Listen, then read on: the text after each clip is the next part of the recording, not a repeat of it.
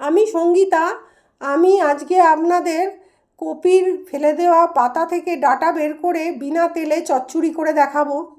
প্রথমে আমি কপির পাতা নিয়ে তার পাতাগুলো ফেলে দিয়ে ডাঁটা বের করে কাঁচির সাহায্যে সরু সরু টুকরো করে কেটে নিলাম। তারপরে আমি আমার কাছে যেরকম আনাজ ছিল, বেগুন, মূলো, শিম, কুমড়ো সমস্ত ধুয়ে ছোট ছোট টুকরো করে কেটে নিলাম।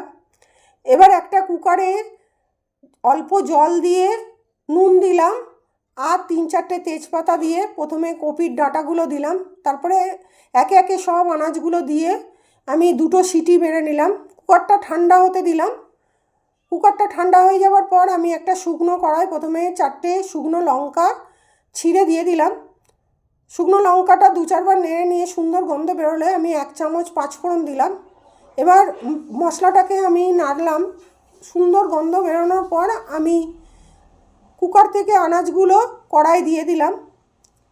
কড়াই দিয়ে 2-4 বার নাড়াচাড়া করার পর আমি প্রয়োজন মতো হলুদ গুঁড়ো, লঙ্কা গুঁড়ো, নুন দিয়ে ভালো করে নেড়ে চেড়ে চাপা দিয়ে দিয়ে কষতে থাকলাম যাতে হলুদের লঙ্কার কাঁচা গন্ধ না ছাড়ে।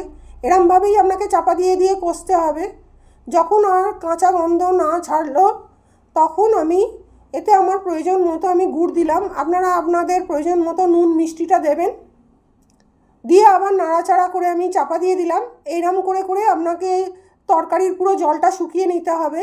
জলটা শুকিয়ে গেলে আমি 3টে কাঁচা লঙ্কা চিড়ে চাপা দিয়ে দিলাম। এরমভাবে আমার চচ্চড়ি রান্না করা শেষ হলো। খেতে খুবই সুন্দর হয় আর সব রকম আনাজ খাওয়া তো সবারই শরীরের পক্ষে ভালো। এছাড়াও যারা হার্টের রুগী আছে, যারা ডায়েট করছেন, তারাও এটা খেতে পারবেন অনায়াসে, যেহেতু এর মধ্যে কোনো তেল নেই। আপনারা খেয়ে কমেন্টের মাধ্যমে অতি অবশ্যই জানাবেন ভালো লাগলে।